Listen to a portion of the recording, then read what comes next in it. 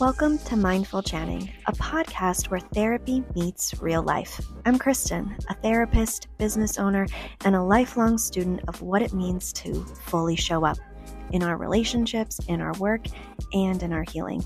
Here, we unpack mental health concepts, explore mindfulness tools, and talk through the messy, beautiful, in-between moments that shape us. Whether you're a fellow clinician, a curious listener, or someone navigating your own growth, this space is for you. Let's chat. Hey friend, welcome back to Mindful Chatting. It's Monday, which means we're diving into another executive functioning skill, one that impacts your relationships, your routines, your emotional world, and honestly, your entire life. It's called cognitive flexibility, or as most ADHD adults know it, why I get stuck and can't pivot even when I want to. So let's get cozy. Let's grab that comfort drink, your blanket, or your warm fuzzy socks, because it's cold, and let's drop into this.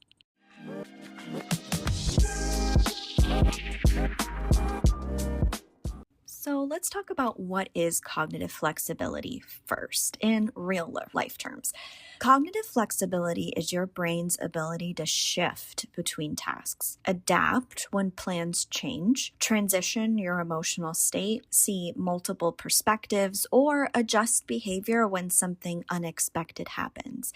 And for ADHD adults, this often sounds like, I can't stop what I'm doing even though I need to, or I spiraled because the plan changed last minute, or once I'm mad, I'm mad. If something interrupts me, my whole day derails it. Or if I'm hyperfocused, I can't shift gears. This is not stubbornness. It's not rigidity on purpose. It's actually a neurological delay in cognitive transitions. ADHD makes it harder for the brain to stop, shift, and restart. It's hard to release a thought or an emotion, or update information in real time, or even adjust our expectations. You don't lack flexibility, your brain lacks transitional support, and we're going to talk about that here. If you're nodding along and thinking, yep, this is totally me, I want you to stop and take a free quiz. I have made a quiz about what's your ADHD struggle, and it'll only take a couple of minutes. And at the end, there's a secret freebie waiting for you that will help you start working on your struggle right away. Look in the show notes for the link. So let's get into a little neuroscience of why ADHD brains get stuck. And we're going to get nerdy for a second, but in a way that feels like we're having some coffee together. ADHD brains struggle with cognitive flexibility because of dopamine delay. Shifting tasks actually requires dopamine, and if dopamine is low, which it most likely is in ADHD brains, the brain stays locked in that current loop until there's more dopamine to kind of shift us out. There's also some executive functioning bottlenecking. The switching part of the brain gets overwhelmed really easily, and so we need more time to actually shift gears. We need that support in between. There's also a lot of emotional flooding where we have these big emotions that hit really fast, and once they do, shifting out of them is actually extremely hard. We also get in this hyperfocus trap. If you're immersed in something, your brain literally loses awareness of what else exists.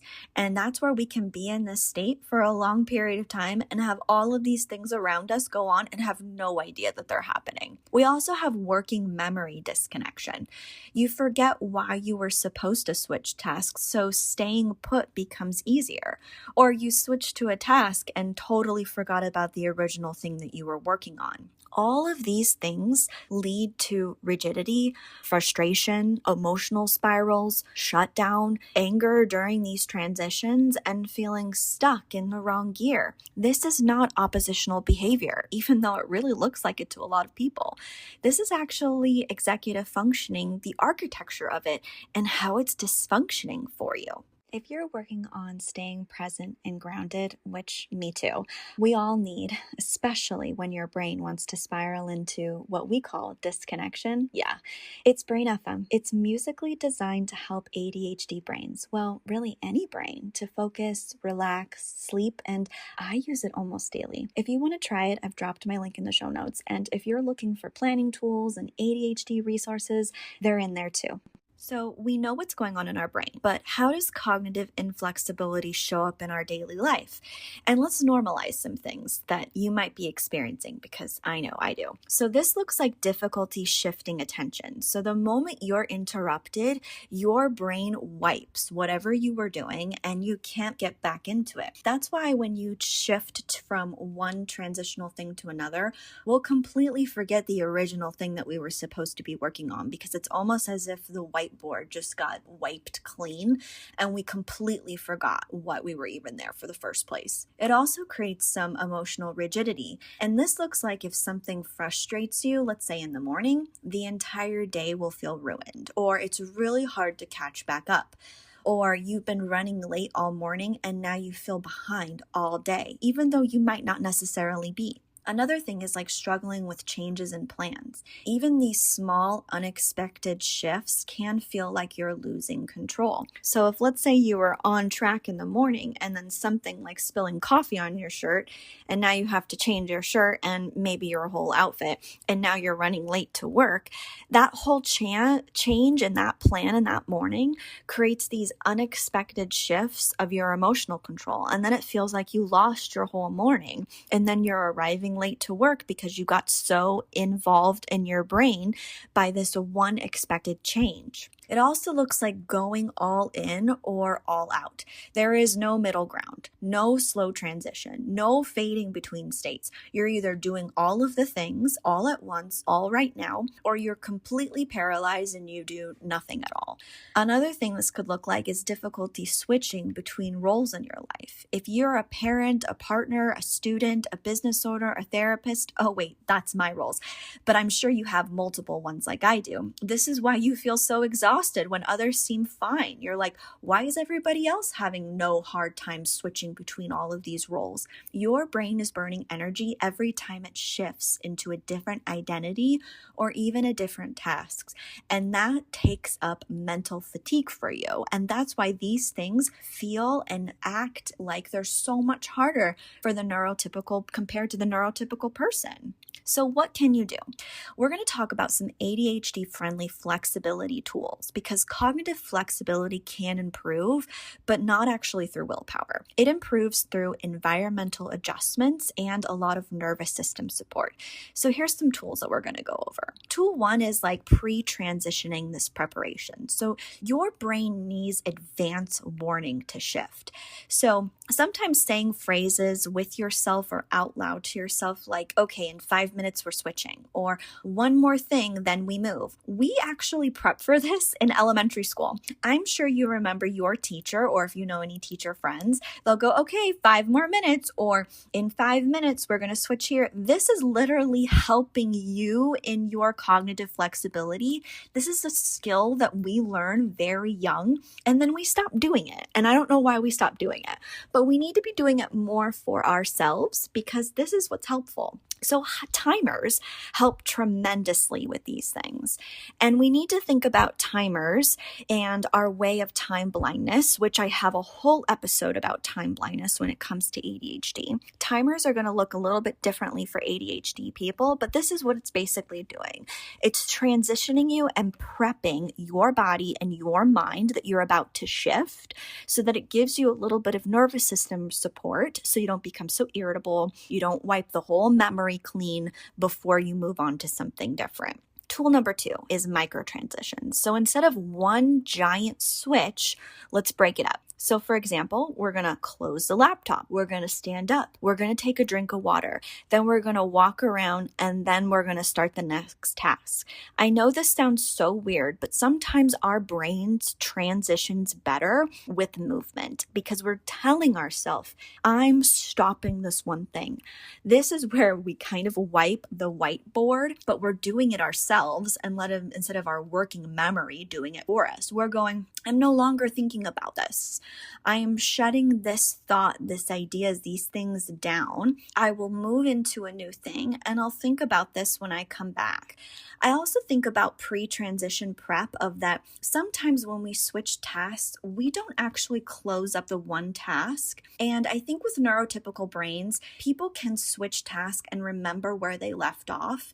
And I think it takes a lot of mental energy, especially for people with ADHD, to go, what the heck was I just doing? Or where did I stop? Or what was I just doing in this particular task? And so sometimes when you're closing your laptop and creating movement, I'm also writing down exactly where I'm leaving off, or I'm highlighting particular things, maybe digitally or physically, telling myself like, hey, this is where you ended, or the next thought of, I really want to work on this. So the next time I return back to the project or the task, I know exactly where I'm shifting to, and I don't have to sit here and stare at it and go like, what was I just doing? Or where was I going with this? And so sometimes that pre-transition prep is also closing things that you're ending before you switch over.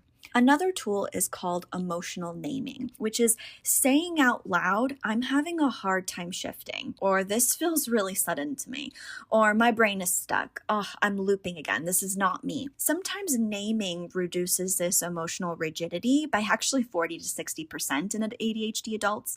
It normalizes, it brings compassion to us. Plus, it's also saying out loud that you're kind of glitching and that maybe you do need these other tools like movement, or you need some prep that kind of helps you normalize where you're going and why you're kind of having trouble shifting instead of just getting upset and frustrated with yourself. Another tool is called dual awareness. So this is a tool from DBT or dialectical behavioral therapy and some ADHD coaching strategies where you hold two truths at the same time. So for example, one truth is I'm frustrated that the plans changed. That is true. Another truth I'm holding is I can adjust with support. That is also true. And so we can hold both of these at the same time. I can still be frustrated and also adjust. And both of those things are hard to hold, but they're both true and they can both be true for me. And so I can give myself the space and time that I need to hold both of these things before I move into the next thing. The last tool I'm going to share is called this anchor task switching. So this is where we choose one small anchor thing or task between big tasks to shift. So especially if you work from home, this might be a good one of like folding a towel or going and refilling your water bottle or stepping outside or washing one dish. These anchors kind of reset the brain between demands. And what it kind of tells you is that I'm doing one thing at a time. And when this particular thing is done, it's closed, it has a closure, I'm allowed to move to the next task. I think ADHD brains, and really most brains, love a start and completion. So with ADHD brains, because we have a lot of ideas and we have a lot of things going on, we have a hard time closing things up. And so we have these open loops going on. And so what we're doing is we're kind of creating a start and an end with something really small and going, I can close things. And this also helps a lot of nervous system support and helps you transition, but it also makes you feel productive while you're doing it. If you want to understand your ADHD in a deeper way, I've created the ADHD Crash Course, and it walks you through ADHD step by step so that you can actually start understanding your brain and not shaming it. Everything's in small, doable lessons designed for your ADHD in mind. The link is in the show notes. Let me tell you something that really matters. You are not stubborn. You are not dramatic. You are not inflexible because you don't care. You are inflexible because your brain needs time and structure to shift states. This is neurological, not a personality, character, flaw, or trait. And cognitive inflexibility and flexibility is a skill, one that can grow, that can strengthen and stabilize.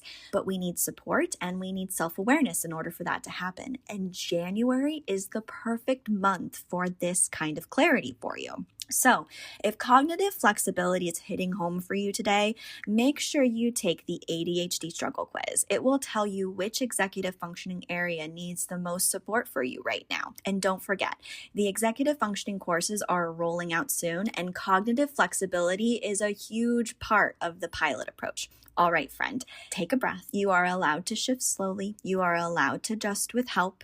You are absolutely capable of building flexibility, even in small, sustainable ways. And as always, be gentle with your mind.